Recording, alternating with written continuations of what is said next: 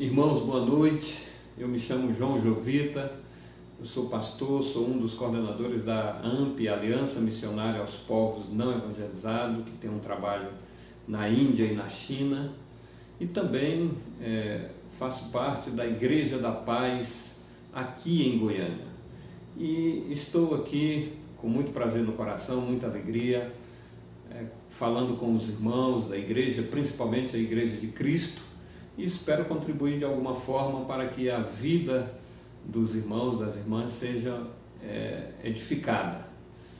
Principalmente nesses dias que nós estamos vivendo agora, que são dias difíceis, né? Onde nós entendemos pelas Escrituras que o tempo da volta de Cristo se aproxima. Eu queria que você abrisse a sua Bíblia comigo no livro de Neemias, no capítulo 2 de Neemias. Ele diz o seguinte, versículo 11: Cheguei a Jerusalém, onde estive 3 dias. E eu quero falar um pouco aqui sobre Jerusalém, porque nós entendemos que Jerusalém é o relógio do mundo, né? E Jerusalém tem um significado muito importante, tanto para nós, como para Deus, principalmente, né?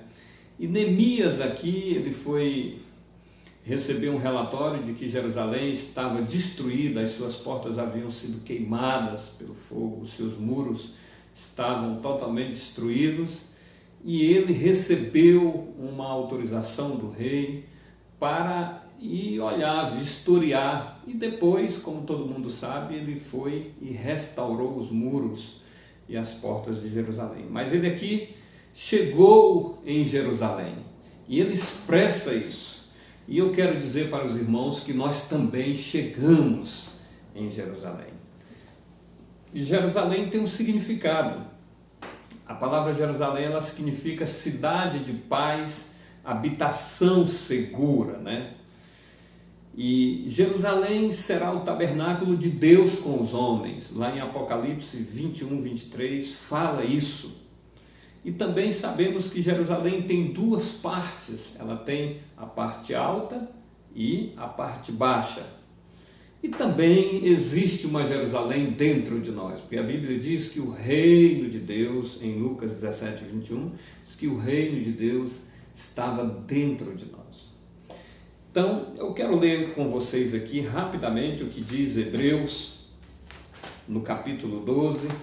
O escritor aqui, ele fala exatamente isso, né? Essa expressão, ela relata a alegria de ter chegado a Jerusalém.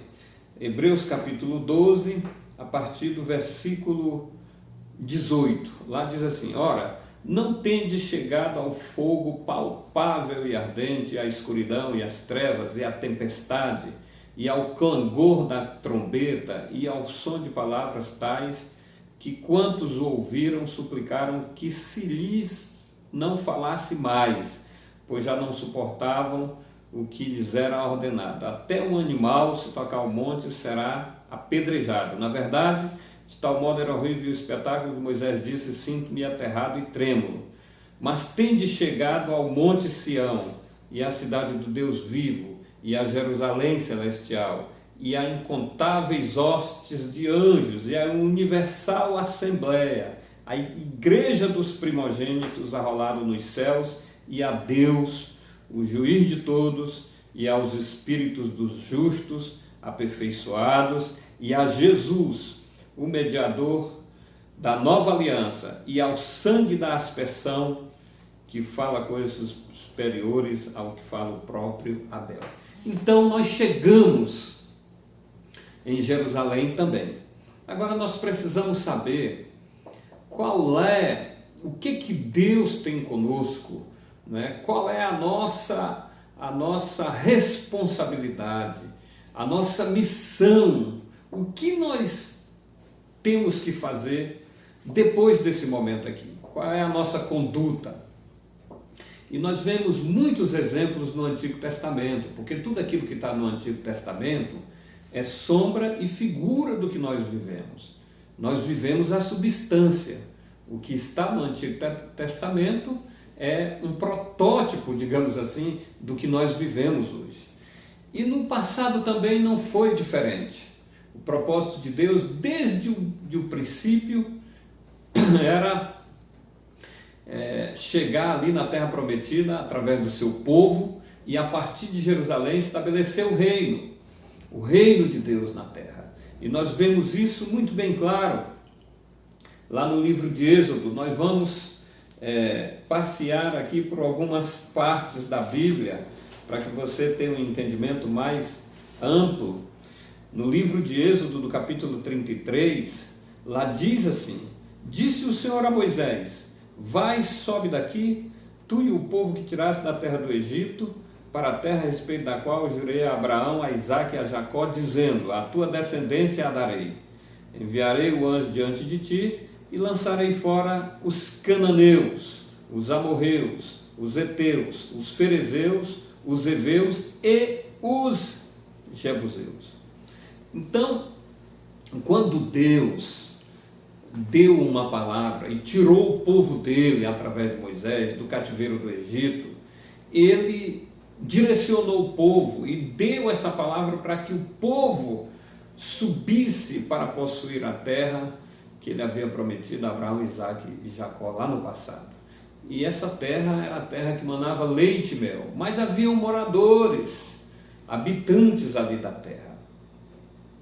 Mas eles deveriam subir, entrar na terra obedecendo a Deus e desapossar todos aqueles moradores. Hoje também não é diferente. Nós somos a igreja, chegamos em Jerusalém e nós precisamos conquistar aquilo que Jesus já conquistou na cruz por nós. Precisamos alcançar o que Jesus conquistou na cruz por nós. E é lógico que todos esses povos que habitavam a terra de Canaã no passado, trazendo para o nosso contexto espiritual, eles representam forças espirituais que se opõem, não é, ao objetivo que Deus tem para as nossas vidas, ao caminho daquilo que é perfeito. E essas forças, elas são muito reais, muito latentes nas nossas vidas hoje. E nós precisamos entender, à luz da palavra de Deus, como que devemos fazer para alcançar aquilo que Deus tem para as nossas vidas. Então aqui a Bíblia relata vários povos. Nós vemos aqui, não é, numerando aqui de um por um, ele diz que lançaria fora primeiro os cananeus, que é uma referência a uma tribo, porque todos esses povos são cananeus, mas essa referência aqui é uma tribo que habitava a beira-mar. Depois ele diz os amorreus 2, os heveus 3, os ferezeus 4, os heveus 5, e depois, completando o sexto povo aqui, ele diz, e os jebuseus. Então todos esses povos, digamos assim, que eles agiam, não é, em conjunto para impedir que o povo de Deus se apossasse da promessa que Deus havia feito. Mas eu quero me ater aqui junto com os irmãos especificamente a um povo só, não é? Porque o tempo é muito curto e numa outra oportunidade nós iremos ver, se Deus permitir, a respeito de todos esses povos, quem são esses espíritos hoje que se opõem à Igreja de Cristo para que ela não alcance os objetivos que Deus tem para a vida dela, mesmo porque a Bíblia diz que nós já somos abençoados com toda sorte de bênçãos nas regiões celestes. Então nós precisamos trazer essas bênçãos para que elas se tornem, não é, real nas nossas vidas. Então esses povos, eles têm os seus significados, mas como eu já falei, nós vamos falar aqui exclusivamente dos jebuseus. E os jebuseus, ele foi um povo que mais resistiu à conquista de Israel. Na verdade, ele foi o calcanhar de Aquiles na conquista de Israel na Terra Prometida. E a palavra Jebus, ela significa lugar que é pisado. E nós sabemos que lugar que é pisado na Bíblia é a cabeça do diabo. Então nós comparamos Jebus como um quartel-general da maldade, uma usina de soberba, um gerador de hipocrisia, não é? Porque ele resistiu exatamente numa parte, não é, que era primordial para o estabelecimento do reino, que era a parte alta de Jerusalém.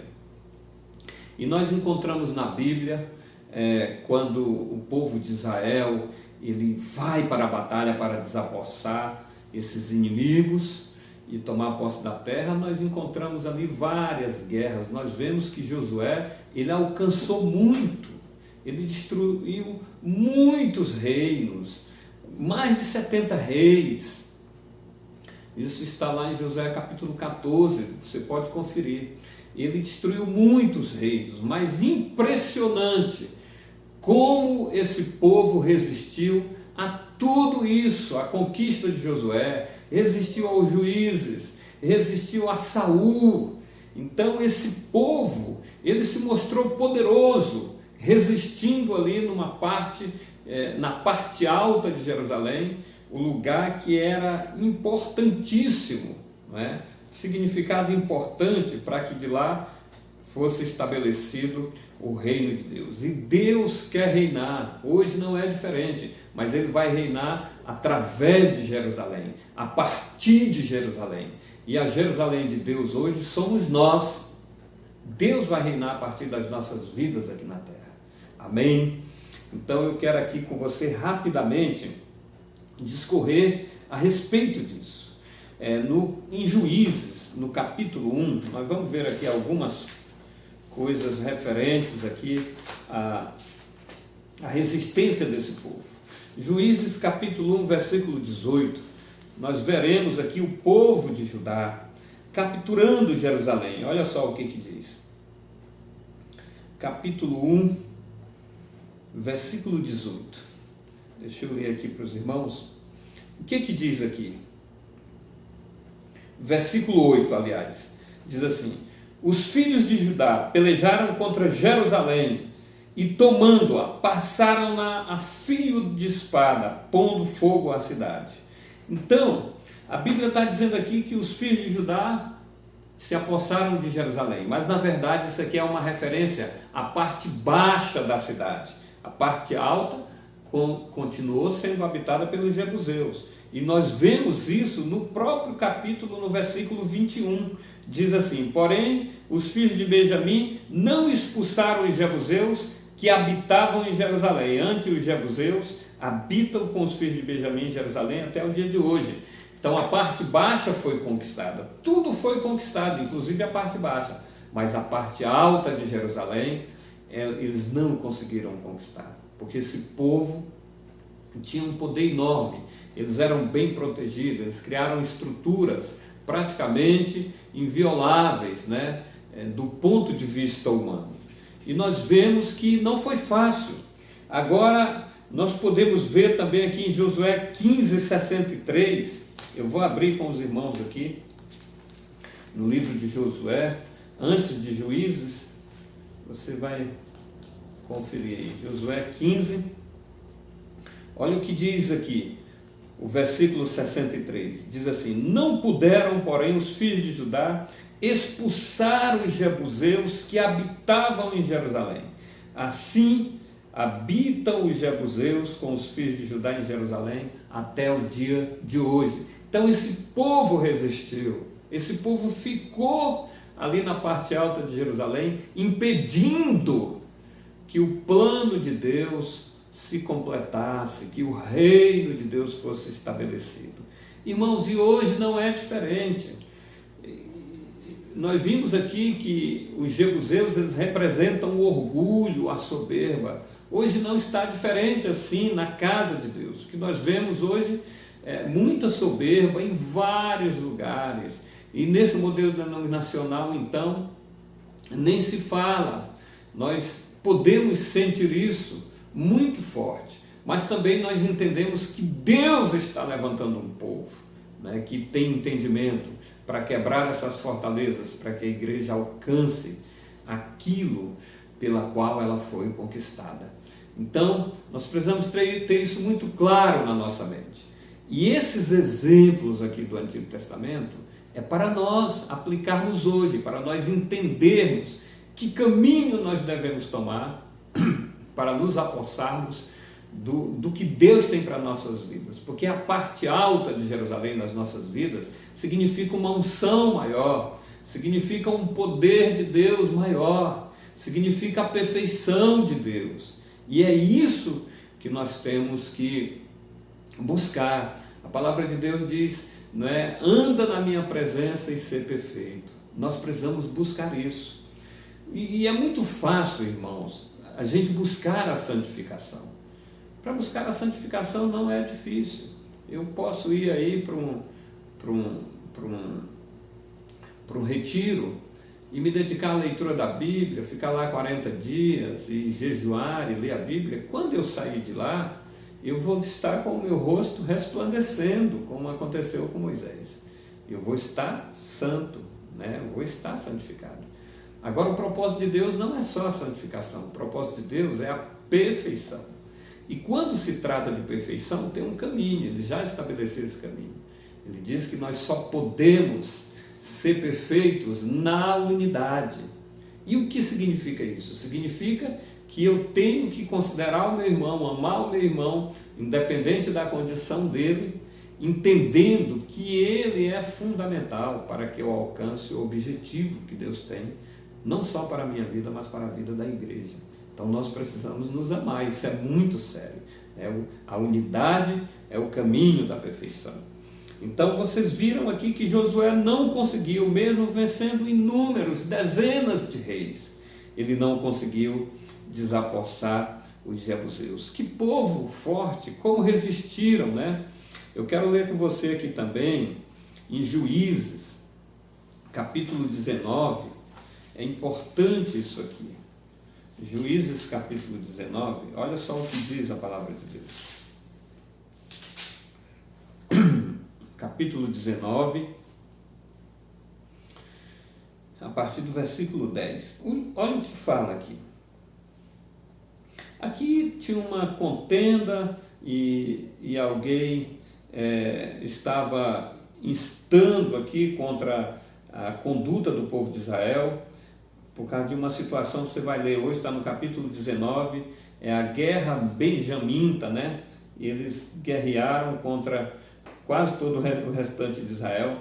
Aqui diz assim: porém o homem não quis passar ali a noite, levantou-se e partiu, versículo 10 que eu estou lendo, e veio até a altura de Jebus, que é Jerusalém, e com ele os 2 jumentos albardados, como também a sua concubina. Então, amados, eu não vou me ater a todo o contexto aqui que relata essa história, mas eu quero chamar a sua atenção que aqui Jerusalém é chamada de Jebus. Jerusalém, a cidade de Deus, habitação segura, cidade de paz, o lugar que Deus escolheu para ser o tabernáculo dele com os homens. Aqui é chamada de Jebus. E quantas Jerusaléns hoje nós conhecemos que também podem ser chamadas de Jebus? Porque quando o orgulho aflora, quando eu ando, não é, pelo meu braço, pelo meu entendimento, pelo poder, não é, do meu conhecimento, eu também posso ser considerado Jebus. E a Bíblia diz que não é conveniente que de uma mesma fonte saia água doce e água amarga. Da mesma fonte não pode brotar o que é bom e o que é ruim.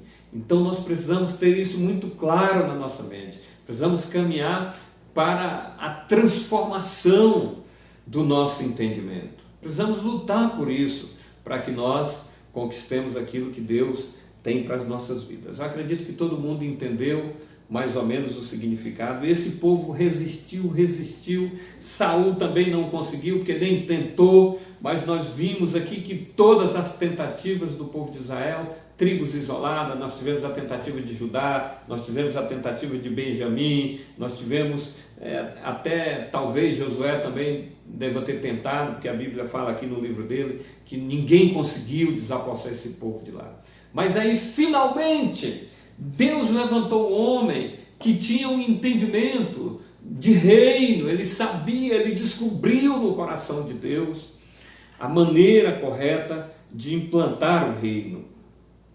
É por isso que a Bíblia diz lá no capítulo 13, deixa eu ler aqui com você, do livro de Atos.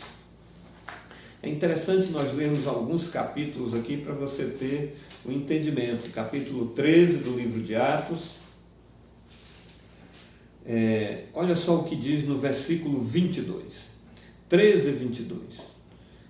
Diz assim: e tendo tirado a este, eu vou ler aqui no 21.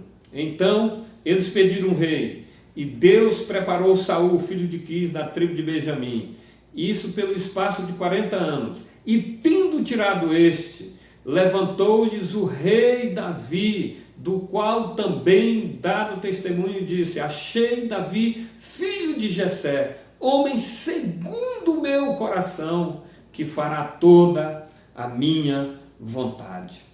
Então, Deus encontrou o homem para que através daquele homem ele pudesse realizar toda a sua vontade. E qual era toda a vontade de Deus? Reinar a partir de Jerusalém. Essa era a vontade de Deus, desde o princípio, desde quando ele estabeleceu uma aliança com o homem. Essa é a vontade dele. Jerusalém é muito importante para Deus. Jerusalém é a cidade onde Deus vai tabernacular com o homem. E nenhum desses outros povos, dessas tribos e desses outros reis tiveram esse entendimento. Então Davi conhecia o coração de Deus e trouxe para a vida dele essa verdade que estava no coração de Deus, de que Deus tinha esse desejo, essa vontade de reinar sobre Israel, desculpem, a partir de Jerusalém. Então, de fato, Davi foi levantado rei. Nós podemos ver isso aí na Bíblia, através da sua história. Também entendemos que Davi foi um rei que viveu além do seu tempo. Você pode ver que Davi ele não foi um rei que usou somente a lei. Davi ministrou no sacerdócio de Melquisedeque. Ele vestiu a estola sacerdotal, ele comeu o pão da proposição, e nada lhe aconteceu. E ele era da tribo de Judá, ele não era da tribo de Levi, nem da família de Arão, mas ele era sacerdote também. Então, por que Davi fez isso? Porque ele ministrou em outro sacerdócio, no sacerdócio de Melquisedeque, porque ele viveu além do tempo que ele vivia ali na época. Então Davi entendeu tudo isso. Chegou o tempo então de Davi ser ungido rei, e olha só o que ele faz. Abra sua Bíblia comigo, lá no livro de 1 Crônicas, no capítulo 11. Vamos ver isso aqui. 1 Crônicas, capítulo 11. Eu quero até que você deixe marcado aí, 1 Crônicas, capítulo 11. Deixa eu ver aqui qual é o versículo. 1 Crônicas 11. Vamos ler aqui primeiro. Não tem por que não ler aqui. Eu estou aqui em 2 Crônicas, me desculpe, mas já estou chegando aqui na primeira. Olha só o que diz aqui. Aqui Davi é ungido rei. Olha o que diz. Versículo 1 do capítulo 11. Depois que Davi, no capítulo 10 de 1 Crônicas, Davi é ungido rei. E aqui, no capítulo 11, o que a Bíblia diz é assim: então todo Israel se ajuntou a Davi em Hebrom, dizendo: somos do mesmo povo que tu és. Outrora, sendo Saul ainda rei, eras tu que fazias saídas e entradas militares com Israel. Também o Senhor teu Deus te disse: tu apacentarás o meu povo de Israel, serás chefe sobre o meu povo de Israel. Assim, pois, todos os anciãos de Israel vieram a ter com o rei em Hebrom, e Davi com eles fez uma aliança em Hebrom perante o Senhor. Ungiram Davi rei sobre Israel, segundo a palavra do Senhor por intermédio de Samuel. Logo depois que Davi foi ungido rei sobre toda a nação de Israel, a primeira atitude de Davi como rei, ele não teve outra ação. A primeira ação dele como rei, no versículo 4, diz assim: partiu Davi e todo Israel para Jerusalém, que é Jebus, porque ali estavam os jebuseus que habitavam naquela terra. E disseram os moradores de Jebus a Davi: tu não entrarás aqui. Porém Davi tomou a fortaleza de Sião, esta é a cidade de Davi, porque disse Davi: qualquer que primeiro ferir os jebuseus será chefe e comandante. Então Joabe, filho de Zeruia, subiu primeiro e foi feito chefe. Assim habitou Davi na fortaleza, pelo que se chamou a cidade de Milo, completando o circuito. E Joabe renovou o resto da cidade. Ia Davi crescendo em poder cada vez mais, porque o Senhor era com ele. Então, a primeira atitude de Davi como rei foi subir e tomar a parte alta de Jerusalém, que estava habitada pelos jebuseus. Eu quero confirmar isso com você aqui em 2 Samuel,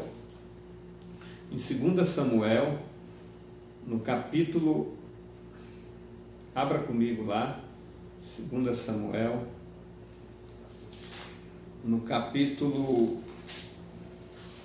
5. Olha o que diz aqui.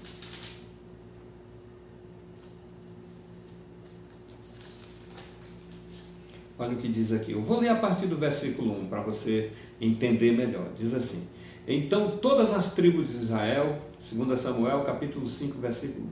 Então todas as tribos de Israel vieram a Davi, a Hebrom, e falaram dizendo: somos do mesmo povo que tu és. Outrora sendo Saul ainda rei, sobre nós eras tu que fazias entradas e saídas militares com Israel.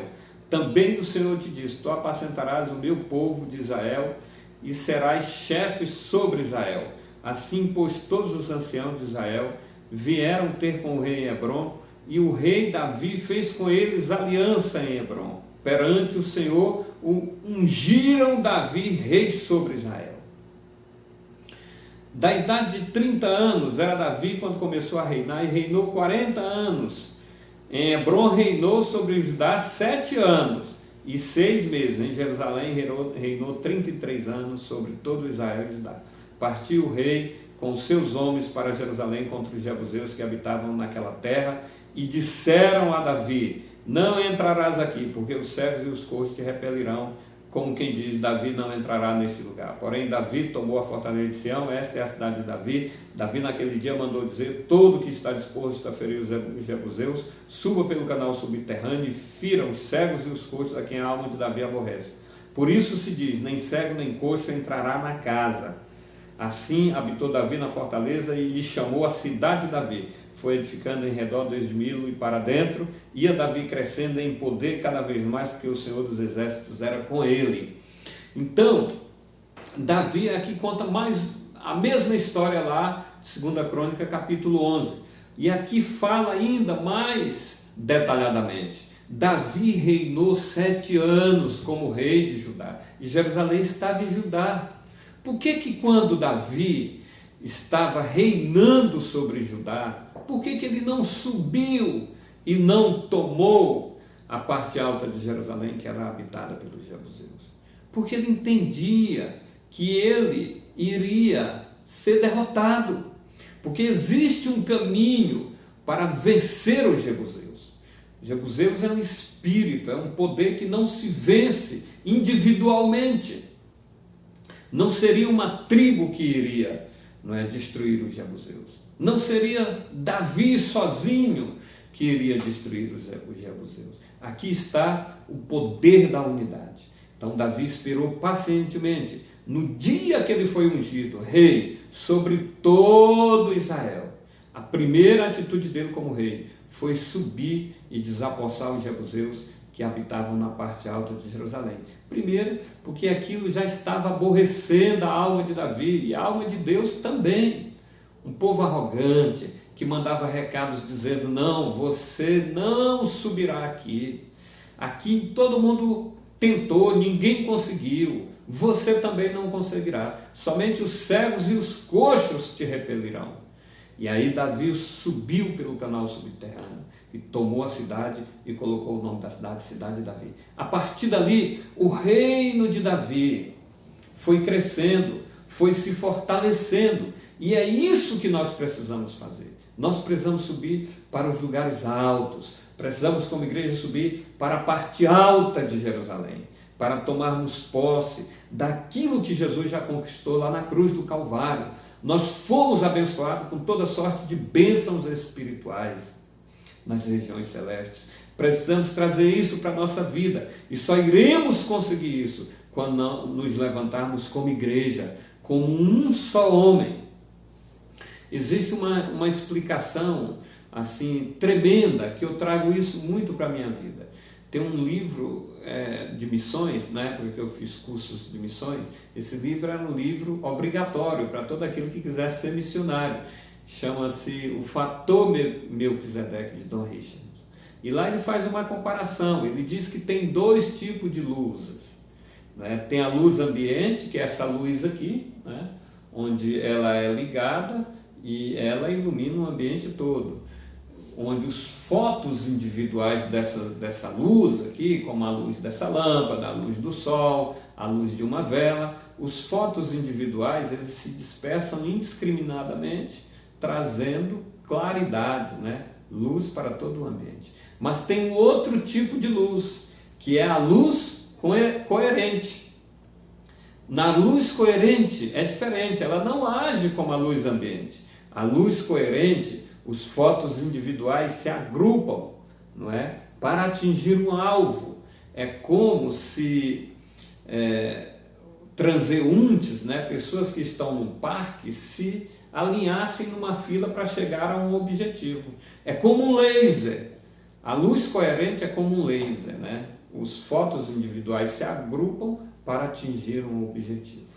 E nós precisamos fazer isso hoje como igreja, nos unirmos para atingirmos o único objetivo, que é fazer a vontade de Deus, e Ele quer que nós sejamos perfeitos. Quando nós fizermos isso, todos conhecerão e reconhecerão em nós que nós somos verdadeiramente discípulos de Cristo. Então, precisamos ir no caminho de Davi. Davi foi homem conforme o coração de Deus, porque ele tinha essa visão de guerra. Ele descobriu isso no coração de Deus. Não era porque ele era do louvor, que ele tinha intimidade com o louvor. Não foi por isso. É porque ele fez toda a vontade do coração de Deus. E toda a vontade do coração de Deus é reinar a partir de Jerusalém. Olha, hoje eu uso muito as redes sociais e há muitos embates políticos, e eu também gosto muito desses embates. Eu tenho orado pela vida do nosso presidente, eu sei que Deus o colocou lá, e eu vejo assim uma movimentação muito grande, política, em várias partes do planeta. É claro, nós nos envolvemos com isso, porque nós somos políticos, nós votamos, somos obrigados a votar e tudo, mas nós precisamos entender uma coisa: Deus vai usar a igreja para estabelecer o reino dele. A igreja. É bom nós termos esse entendimento bem claro na nossa mente. Precisamos nos levantar como igreja. Como igreja. Nós somos um em Cristo. Pelo Espírito de Deus nós somos unidos. Agora precisamos buscar essa unidade de fé. Andar nesse caminho que já foi trilhado. Está escrito no Antigo Testamento, para exemplo nosso. Davi foi nesse caminho. E nós precisamos entender isso. Nós precisamos andar nesse caminho também. Veja que depois disso aqui, Deus ele fez uma aliança com Davi. Ele gostou tanto do que Davi fez, que ele chamou Davi depois e disse: agora a minha aliança contigo é eterna. O seu reino será para todo sempre. E é isso que Deus quer de nós. Eu quero fazer uma oração com você agora. Você que está me ouvindo aí, está me vendo pelos canais, você que faz parte da Igreja de Cristo, e você também que não faz parte dessa denominação, mas que é igreja de Cristo também, porque o Espírito de Deus habita em você. Eu queria que você fechasse os seus olhos agora. Eu vou orar, vou pedir a Deus que Ele desperte esse sentimento no seu coração, para que você entenda, agora, nesse momento, é hora de avançarmos. Não é hora de ficarmos dispersos. Eu vejo aí muita gente agora aproveitando que não pode estar indo congregar, para ficar disperso. Não, está errado. É hora de ficar junto. Vamos usar as redes sociais para estarmos juntos. Ouça a voz do pastor que está falando com você. Né? Vamos estar juntos, cada vez mais unidos. A partir daí, Deus vai fazer o impossível nas nossas vidas. Procure saber como está o seu irmão. Tenha comunhão com ele. Faça, não é, uma chamada de vídeo. Não é? Se comunique. Não fique disperso. Não é tempo de dispersar. É tempo de buscar unidade. E nós estamos aqui para alertar você para isso. Feche os seus olhos em nome do Senhor Jesus. Senhor Jesus, eu oro agora, Pai. Desculpe. Eu oro agora, nesse momento, como igreja do Senhor. Pai, entendendo que o Senhor tem um propósito para as nossas vidas. Para a vida do meu irmão, para a vida da minha irmã que está aí do outro lado.